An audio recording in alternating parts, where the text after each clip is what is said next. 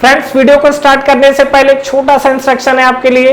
Best text book और test series for SSC JEE और GATE के लिए मैंने डिस्क्रिप्शन में नीचे लिंक डाला हुआ है।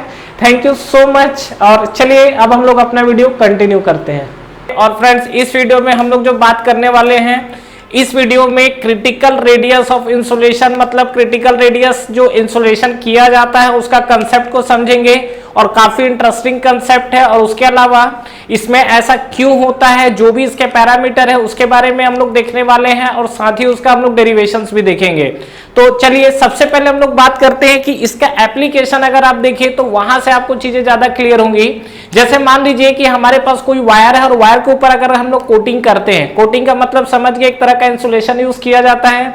तो बेसिकली क्या रीजन है इंसुलेशन यूज करने का, ये बताइए कि हम लोग कभी भी अगर हम उसको इंसुलेशन करते हैं तो क्या इंसुलेशन हमेशा हीट ट्रांसफर को रोकने के लिए ही किया जाता है। मतलब जब भी आप कोई भी आपके पास अगर सपोज मटेरियल है, इन द सेंस मान लीजिए कि suppose electric current carrying wire है और वो करंट कैरिंग वायर में आपने इंसुलेशन कर दिया है, तो वहां पर इंसुलेशन करने का क्या एम है, क्यों इंसुलेशन किया जा रहा है, हीट ट्रांसफर को बढ़ाने के लिए कि रोकने के लिए। अगर आपको ऐसा लग रहा है कि हीट ट्रांसफर को रोकने के लिए किया जा रहा है, तब तो क्या है, वायर के अंदर आपका करंट फ्लो हो रहा है, तो करंट फ्लो हो रहा है तो वायर आपका कंटिन्यूअसली हीट होते चले जा रहा है और हीट होगा तो क्या एक टाइम के आने के बाद मेल्ट हो जाएगा। तो डिपेंड करता है। तो हमेशा याद रखिएगा कि जो हमारा इंसुलेशन किया जाता है वो इंसुलेशन हमेशा हीट ट्रांसफर को कम करने के लिए नहीं बल्कि हीट ट्रांसफर को बढ़ाने के लिए भी इंसुलेशन किया जाता है। मतलब जब आप कोई भी आपके पास अगर आप पाइप या मटेरियल या जो भी आप लेते हैं, जब आप उसके ऊपर इंसुलेशन करना स्टार्ट करते हैं तो जैसे जैसे थिकनेस बढ़ता है उसके अकॉर्डिंग उसके हीट ट्रांसफर में चेंजेस होता है और उसमें जो हीट ट्रांसफर है कभी बढ़ रहा है कभी कम हो रहा है, किस तरीके से वेरिएशंस आएगा, इस चीज को एक बार समझते हैं। तो चलिए एक एग्जांपल क्या हमने लिया हुआ है। जस्ट मान लीजिए कि ये आपका एक सिलेंड्रिकल पाइप है या मान लीजिए करंट कैरिंग वायर है। ये जो आपका करंट कैरिंग वायर है तो ये आपका लेंथ के अकॉर्डिंग है और ये मैंने यहाँ पर क्रॉस सेक्शन ड्रॉ किया हुआ है और इसका जो क्रॉस सेक्शन है तो मान लीजिए कि जो इसका इनर रेडियस है वो हम लोग RI लिखे हुए हैं और जो आउटर रेडियस है वो R0 लिखा हुआ है और इसके अलावा इसका हम लोग लेंथ मान लेते हैं। और ये जो आपका वायर है डिपेंड करता है कि आप किस तरीके का वायर यूज कर रहे हैं। अगर मान लीजिए आपका वायर है तो ये आपका क्या होगा, सॉलिड वायर होगा। तो ये सॉलिड वायर के ऊपर क्या किया हुआ है, इंसुलेशन किया हुआ है। तो कहीं ना कहीं अगर आप इसमें देखेंगे तो ये जो आपका इंसुलेशन है, इंसुलेशन में आपका क्या होने वाला है, ये जो हमारा इंसुलेशन है इसमें हमारा होगा कंडक्शन। और जैसे इंसुलेशन से जब आपका सराउंडिंग फ्लूइड या जो भी आपका सराउंडिंग एयर जो भी आपका हो सकता है वहां पर आएगा तो वहां पर आपको क्या होगा, ये आपको दिखेगा कन्वेक्शन। ठीक है, तो यहां पर देखिए हम लोग बात करने वाले हैं क्रिटिकल रेडियस ऑफ इंसुलेशन को लेके।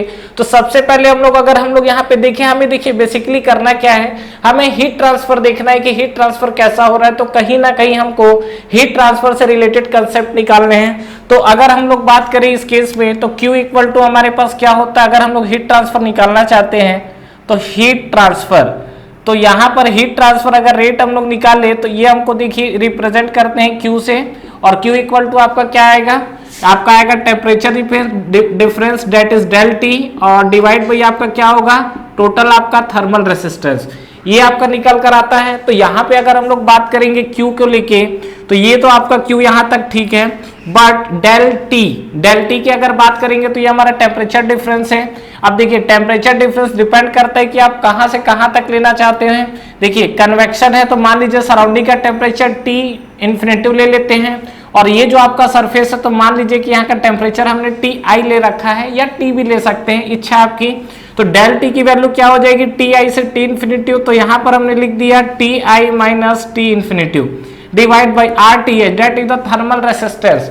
अब यहां पर अगर हम लोग थर्मल रेसिस्टेंस की बात करेंगे तो एक्चुअली जो आपका हीट है ये आपका पूरा सॉलिड वायर है। अगर देखिए यहां पर अगर आपका फ्लूइड होता तो डेफिनेटली यहाँ कन्वेक्शन आ जाता, लेकिन ये पूरा सॉलिड वायर है तो कहीं ना कहीं आप देखेंगे तो हमारे पास जो रेसिस्टेंस बनेगा थर्मल रेसिस्टेंस वो क्या निकल कर आएगा।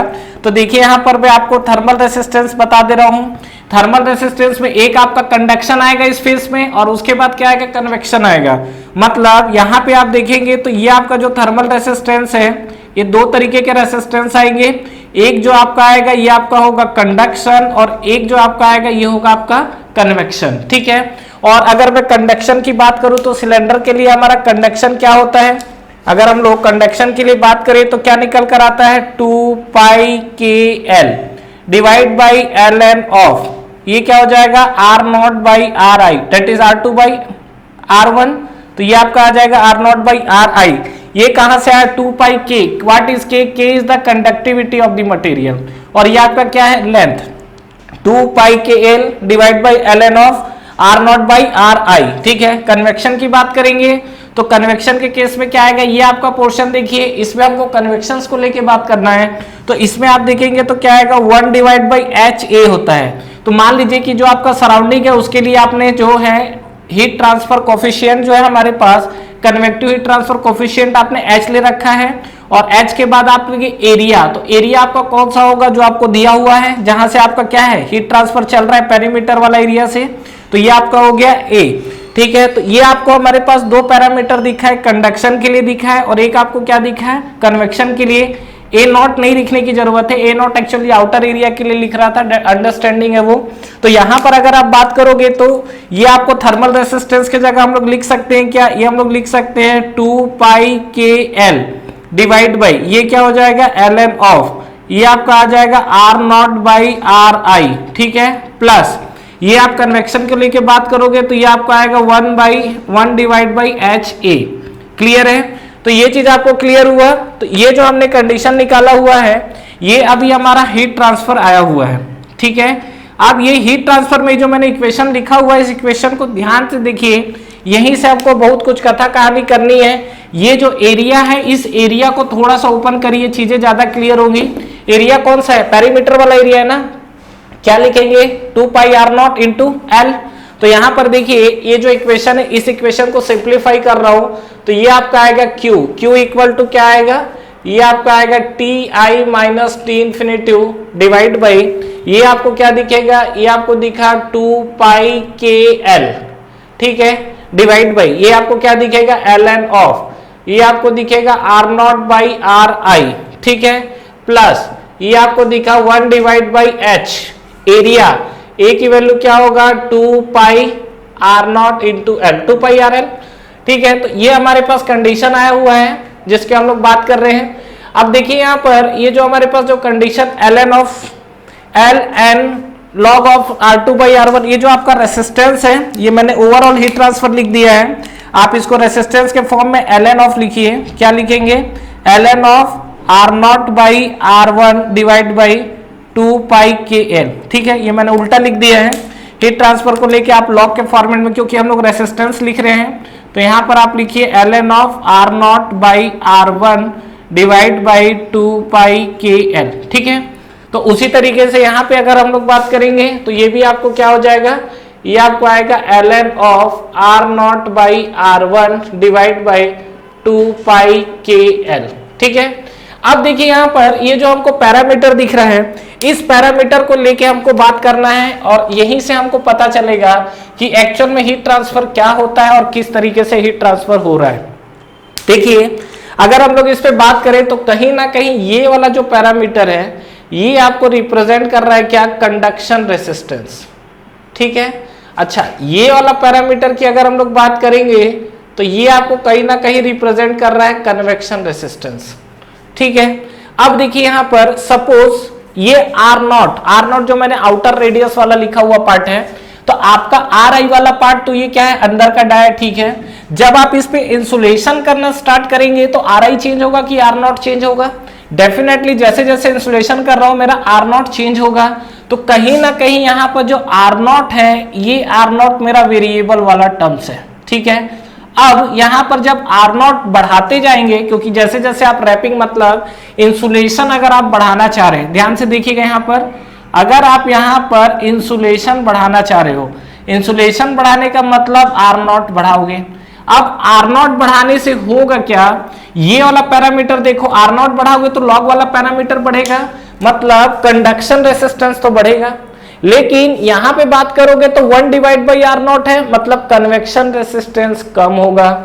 इसका ये मतलब है कि जैसे जैसे हमारा आर नॉट बढ़ रहा है तो आर नॉट बढ़ने से एक तो हमारा जो कंडक्शन रेसिस्टेंस है ये तो हमारा बढ़ रहा है, बट कन्वेक्शन रेसिस्टेंस जो है ये हमारा क्या होगा, कम हो रहा है। अब आपको कुछ समझ पा रहे हैं इस चीज को? कंडक्शन रेसिस्टेंस आर नॉट बढ़ाने से कम हो रहा है और कंडक्शन रेसिस्टेंस बढ़ रहा है, कन्वेक्शन रेसिस्टेंस कहीं ना कहीं कम हो रहा है। तो यहां पर डेफिनेटली अगर ये पैरामीटर कंडक्शन रेसिस्टेंस बढ़ा तो हीट ट्रांसफर को कम करेगा, और कन्वेक्शन रेसिस्टेंस अगर मान लीजिए आपका ये कम हो रहा है तो कहीं ना कहीं हीट ट्रांसफर को बढ़ाएगा। कहने का क्या मतलब है कि अगर कंडक्शन रेसिस्टेंस बढ़ेगा तो हीट ट्रांसफर को कम करेगा और कन्वेक्शन रेसिस्टेंस कम होगा तो हीट ट्रांसफर को बढ़ाएगा।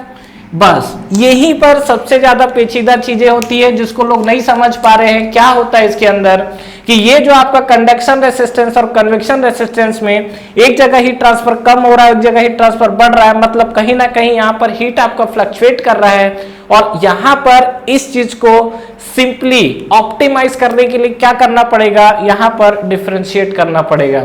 और डिफरेंशिएट किस टर्म्स को करेंगे? डेफिनेटली जो डिनोमिनेटर वाला टर्म्स है उसको करिए। किसके रेस्पेक्ट में करेंगे? ये सब आर नॉट का खेल है, तो आर नॉट यहाँ पर वेरिएबल टर्म्स है तो आर नॉट के रेस्पेक्ट में करना है, ठीक है। तो यहाँ पर हमें क्या निकल जाएगा, वहां से मैक्सिमम हीट ट्रांसफर हमारा किस पॉइंट पे मिल रहा है या कितना मिल रहा है। तो अगर हम लोग बात करें फॉर मैक्सिमम हीट ट्रांसफर, तो मैक्सिमम हीट ट्रांसफर के लिए क्या हो जाएगा बताइए? तो ये हम लोग लिख सकते हैं D of Q divide by D of R naught. R naught समझ में, आर नॉट के रेस्पेक्ट में। तो यहां पर जब आप क्या करेंगे, डिफरेंशिएट करेंगे तो ये आपको टर्म्स मिलेगा T I minus T naught, T I minus T sorry T infinitive divide by ये आपको दिखेगा L N of R not by R one divide by ये आपको दिखा 2 पाई के एल प्लस ये आपको दिखेगा 1 divide by H into 2 pi R not into L. Clear है यहां तक? अब सुनिए यहां पर ये आप जो है तो यहां पर कहीं ना कहीं जो आपने क्यू को लेके डिफरेंशिएट किया हुआ है, T I minus T not तो आपका बिल्कुल कांस्टेंट है, कोई दिक्कत ही नहीं है, ठीक है। आपको देखिए सीधा सीधा टर्म्स अगर मैं बात करूं तो ये टर्म्स को ना लेके जबरदस्ती के क्या है चीजें लेंदी होंगी, तो ये वाला जो टर्म्स है ना सीधा इसी को डिफरेंशिएट और इक्वल टू आप मार दो 0, ठीक है। तो और यहां पर लिख रहा हूं क्या कर सकते हैं, सीधा d by D R not जो है ना इस टर्म्स को ही मार दीजिए। मतलब देखिए d by D R naught, ठीक है, किस टर्म्स को? इस टर्म्स को L N of R not by R one, ठीक है, divide by 2 pi K L, ठीक है, प्लस 1 डिवाइड बाई ये आपका होगा h into 2 pi R naught L, ठीक है ये, और इसको आप कर दीजिए सीधा सीधा इक्वल टू 0, कहानी खत्म, ठीक है। अब देखो आर नॉट के रेस्पेक्ट में करोगे तो क्या होगा, ये देखिए ये आपका है, ये तो आपका कांस्टेंट है 2 पाई के एल वाला, और यहां भी देखोगे तो देखो 2 पाई और एल तो आपका कांस्टेंट है, तो इसको चुपचाप बाहर निकाल के 0 ही कर दो तो कहानी खत्म है। तो आपके पास अभी जो बचेगा d by D R not, क्या क्या यहाँ पे बचा, यहाँ पे आपके पास बचा L N of R not by R one, ठीक है, डिवाइड बाई क्या बचेगा 2 पाई एल, इसका तो कहानी खत्म है, ये आपको बचा k plus 1 divide by 2 pi L खत्म है तो h इंटू आर नॉट, ठीक है, इक्वल टू 0। क्लियर है?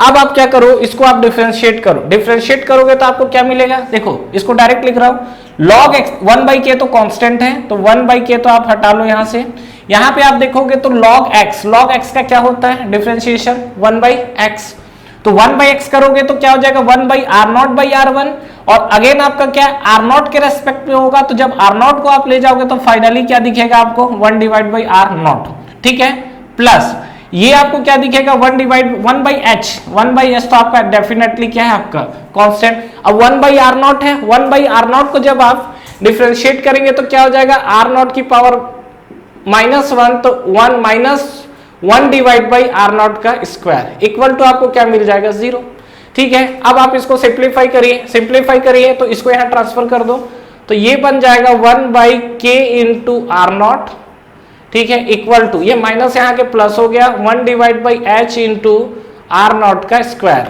क्लियर है?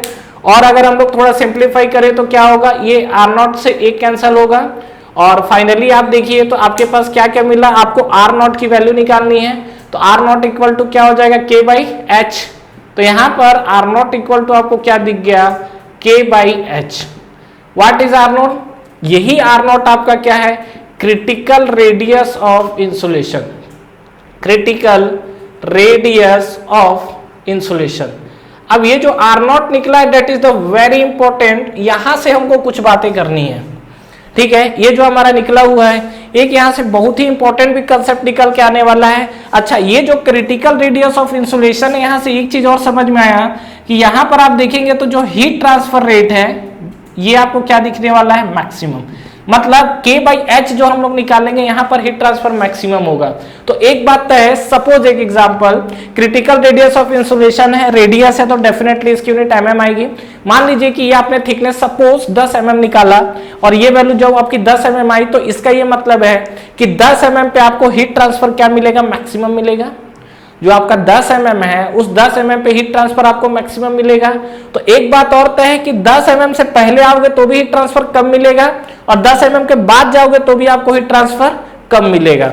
तो यहां पर अगर मैं इसको ग्राफ के थ्रू रिप्रेजेंट करना चाहूं तो क्या हो सकता है? इसको हम लोग हटाते हैं कंडक्शन और कन्वेक्शन रेसिस्टेंस को लेके। तो देखिए यहां पे बात करते हैं हम लोग, इसको पहले ग्राफ से समझिए, आपको चीजें क्लियर होंगी। और इसमें देखिए क्या होगा, ये जो हमारा क्रिटिकल रेडियस ऑफ इंसुलेशन है, यहां पे देखिए हम लोग y एक्सिस में लिख देते हैं हीट ट्रांसफर रेट और x एक्सिस पे हम लोग लिख देते हैं that is the critical radius of insulation. RC equal to ये जो आपका आया है, ये कहीं ना कहीं एक पॉइंट पे कितना मिलेगा? K by H. K by H मिलेगा तो इसकी कुछ ना कुछ वैल्यू होगी, तो ये हमने यहाँ पर K बाई एच लिख दिया। अब ये जो K बाई एच है, ये मान लीजिए लाइन है, यहां पे आपको हीट ट्रांसफर मैक्सिमम मिल रहा है। मतलब जो आपका कर्व होगा ये आपका मैक्सिमम से इधर डाउन आएगा और कर्व से इधर डाउन आएगा। मतलब एक बात तय है कि ये जो आपका कंडीशन है, यहां पर आपको मैक्सिमम हीट ट्रांसफर। अच्छा, उसके बाद क्या है? जैसे जैसे आप लेफ्ट आओगे तो भी हीट ट्रांसफर कम हो रहा है, राइट साइड आओगे तो भी हीट ट्रांसफर कम हो रहा है। एक एग्जाम्पल ले लो, सपोज मान लो ये 10 mm निकल कर आ रहा था, ठीक है, और आपके वायर का इंसुलेशन मान लीजिए अभी जो इंसुलेशन है केवल 2 mm पे किया गया है। तो अगर 2 mm पे किया गया तो RC जो है आपका, यही तो आपका क्या R नॉट जो आपका क्रिटिकल रेडियस बढ़ रहा है 2 mm। तो जब आप 2 mm पे आप क्या है कंटिन्यू आप उसको और इंसुलेशन करते जा रहे हो ताकि हीट ट्रांसफर कम हो, लेकिन यहाँ पे हो क्या रहा है? 2 mm, 4 mm, 6, 7, 8, 9, 10 करते करते जब 10 तक पहुंचा तो यहाँ पता क्या चल रहा है कि 2 mm से 10 mm तक तो आपका हीट ट्रांसफर कंटिन्यू बढ़ते ही जा रहा है और 10 mm पे जाने के बाद आपका हीट ट्रांसफर क्या हो गया? मैक्सिमम। उसके बाद जब आप क्या करेंगे? इंसुलेशन करेंगे, तब जाके आपका हीट ट्रांसफर क्या होगा? कम होना स्टार्ट होगा, ठीक है। तो बात यह है कि क्या ऐसा भी इंसुलेशन किया जाता है जहां से हीट ट्रांसफर बढ़े? बिल्कुल। पावर ट्रांसमिशन केबल हो गया, इलेक्ट्रिक वायर में जो केबल हो गए, वहां पे जो आपके वायर यूज हो रहे हैं, जो इंसुलेशन किए जा रहे हैं, वहां पर इंसुलेशन करने का 2 मोटो है। पहला, इलेक्ट्रिक जो करंट आता है उस चीज से प्रोटेक्ट करना, और दूसरा, अंदर जो हीट जनरेशन हो रहा है उस हीट को डिसिपेट कर देना सराउंडिंग में। हमेशा इंसुलेशन का ये मोटो कभी नहीं रहता कि हीट ट्रांसफर को रोका ही जाए। जैसे बॉयलर के अंदर अगर आपका स्टीम पाइप की अगर आप बात करोगे तो जो हमारा स्टीम पाइप होता है उसमें डेफिनेटली जो स्टीम अपने साथ हीट कैरी कर रहा है वो बाहर नहीं जाना चाहिए। तो वहां पर इंसुलेशन का मोटो क्या है? हीट ट्रांसफर को कम करना। तो डेफिनेटली जो आपका स्टीम पाइप है उसके ऊपर जो आपकी इंसुलेशन होगा वो आपका हीट ट्रांसफर को क्या करेगा? कम करेगा। तो उसको क्रिटिकल रेडियस से आपको ज्यादा रखना पड़ेगा, लेकिन जहां पर आपको हीट ट्रांसफर बढ़ाना है या heat transfer maximum to maximum release करना है, वहां पर आप क्या यूज करोगे? क्रिटिकल रेडियस ऑफ इंसुलेशन के साथ यूज करोगे।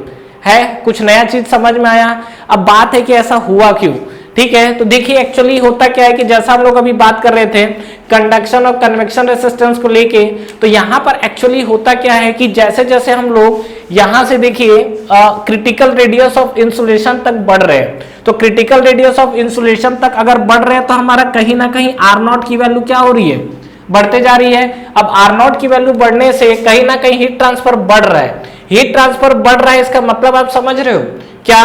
कि हीट ट्रांसफर बढ़ने का मतलब ये जो आपका कंडक्शन रेसिस्टेंस है ये तो बढ़ रहा है, लेकिन कन्वेक्शन रेसिस्टेंस आपका क्या हो रहा है? कम होते चले जा रहे हैं। और up to critical radius of insulation तक जो कन्वेक्शन वाला रेसिस्टेंस है ये ज्यादा तेजी से कम हो रहा है। यहां पर अगर हम लोग बात करें तो इस पैरामीटर तक, क्रिटिकल रेडियस ऑफ इंसुलेशन तक जो आपका कन्वेक्शन रेसिस्टेंस है वो आपका ज्यादा तेजी से कम हो रहा है, जिसके चलते आपका क्या है? हीट ट्रांसफर बढ़ रहा है। और इसके बाद जब हम लोग आगे बढ़ रहे हैं तो यहां पर कन्वेक्शन रेसिस्टेंस तो कम होगा, लेकिन इसके कंपैरिजन में आपका कंडक्शन वाला रेसिस्टेंस क्या है, कम हो रहा है, जिससे आप कंडक्शन रेसिस्टेंस बढ़ रहा है, जिसके चलते हीट ट्रांसफर अगेन क्या हो रहा है, कम हो रहा है। तो इस चीज को ध्यान रखिएगा।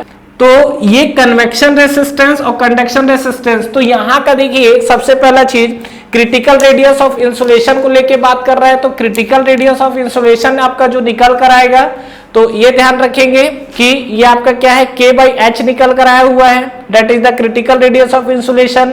इस रेडियस पर आपको हीट ट्रांसफर मैक्सिमम मिलेगा। इससे अगर आप लेफ्ट की तरफ जाओगे तो हीट ट्रांसफर कहीं ना कहीं कम होगा, राइट साइड जाओगे तो आपको क्या हीट ट्रांसफर अगेन कम होगा, और क्रिटिकल रेडियस पे जो आपको हीट ट्रांसफर मिलेगा, ये हीट ट्रांसफर आपको मैक्सिमम मिलेगा।